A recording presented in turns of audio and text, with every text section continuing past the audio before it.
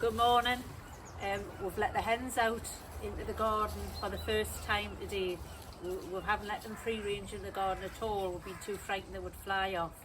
But since it's winter and we haven't been able to get greens to put into their pen, we thought we'd let them out, and they're loving it. But what I'm going to do is, I've got my compost here.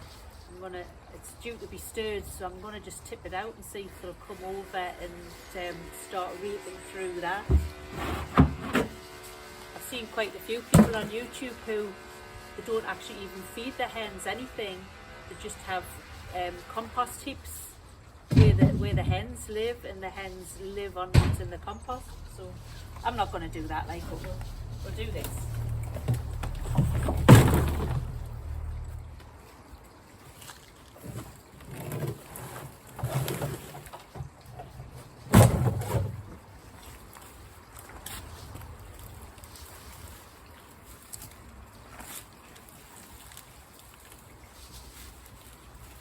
Right, I'm hoping I might chase the hens over. I'm hoping they'll come and start and scratch through that, which I'm sure they'll love.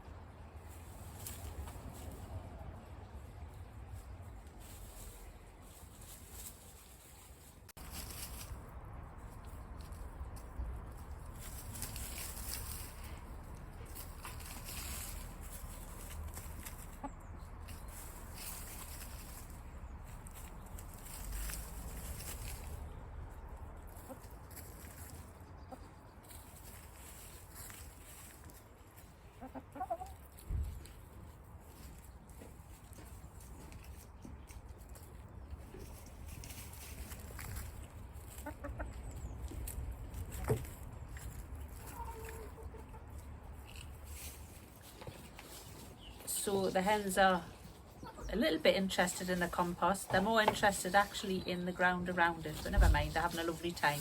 You might have noticed they've got purple on their backs. Well, I don't know if you saw one of our previous videos that Lillian's been molting. Well, she's got a big bald patch on her back, and the rest of them have been picking on her, or pecking on her. Maybe that's where that comes from. They've been pecking at her back to the point of drawing blood, poor little thing. So we've actually got her segregated off in the pen at the minute. We've got a separate little area for her where she's on her own, which is a bit of a shame for her. But I bought this gentian violet, which you spray on if there's blood on them, because if the other hens see blood, they peck as well. And so I got that to spray on her back, also to disguise the baldness, hoping that the other hens wouldn't peck her. So I got some the other day, tried it, didn't work, they just pecked her straight away. So then I had the genius idea of spraying all of them on their backs with the gentian violet, and then they would all look the same, so they wouldn't know she was any different. Didn't work. We sprayed them all, and they've all got great big purple blotches on their back. Two of them you can't really tell because they're dark coloured, but Nancy, the ginger one, that looks terrible. Anyway, that didn't work. So poor Lillian's still segregated because they're still pecking at her. Anyway, we've let them all out together because I figure they're going to be so busy pecking at the ground they're not going to be interested in her, which is working, thankfully. So poor little Lillian's out and about with the rest of them. So that's working quite well. I'm in my greenhouse just trying to sort it out a little bit. I'll show you. I brought in the fuchsias. I'll show you this.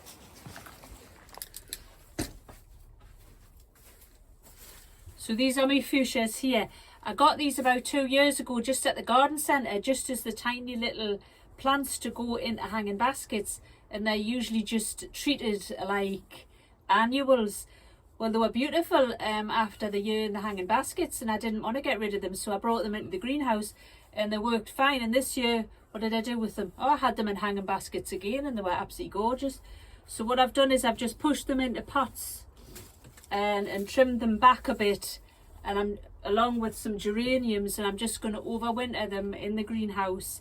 And they get really quite big. If you the little plants that you get as annuals in the garden centre, as a fuchsia, they'll go on. They're not actually annuals, is what I'm saying. They're really I think they're perennials and they'll just go on and on if you keep them in the winter. Saves some money, you know, rather when you get all the plants for your hanging baskets and your pots, it can cost a fortune. So that's them in there now. We haven't had a frost yet. I'm really waiting for one and wanting some frost now to get my New Zealand yams to finish so I can harvest them, but we're still waiting. End of November now, very end. And we're just trying to potter on in the garden now, let the hens have some time outside. I don't think we'll leave them unsupervised out. We're a bit too nervous about that at the minute, in case they manage to go under the fence or flap over or something. So I've got these 2 packets of seeds, believe it or not, and I'm going to plant. I've got a little packet of mustard seeds and some cress. I'm just going to put them on the windowsill in the kitchen. I feel like Millie Molly Mandy. Anybody remember her? Any of you ladies out there? I used to read it when I was a little girl, and I don't remember what the story was, but I know she planted cress and mustard, and I've never done that before. And I don't feel like I can wait till March to plant something, so here we go.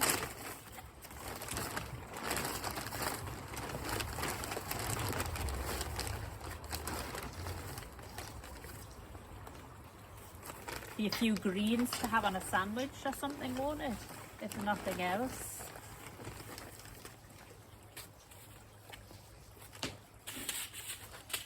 Right, there's my mustard seeds. I'm just going to sprinkle them on, any old how.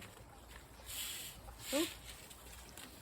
Actually, they just look the same. Well, they are the same. I guess they will be the same as the mustard seeds I fermented the other week. Anybody watch that?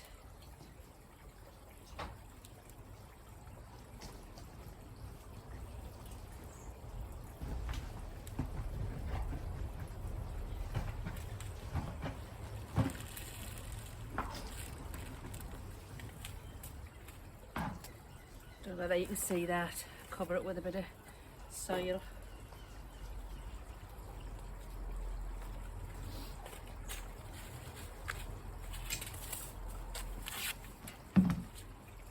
Oh, the cress seeds are tiny.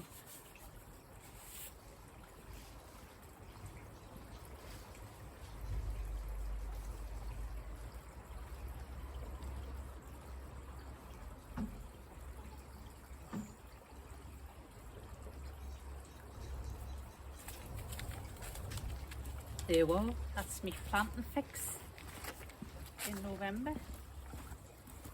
Tiny bit of soil on there.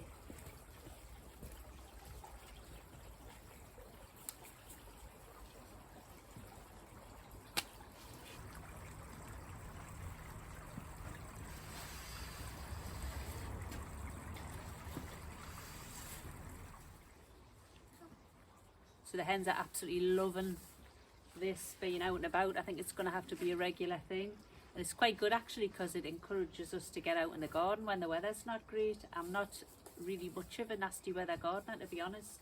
I struggle to come out when it's cold, but yeah, this will encourage us to get out so we can watch them. So not much going on, just pottering through the winter now. Hope you're all well and enjoying your cosy fires and your nice dinners, and we'll see you on the next one. Bye for now.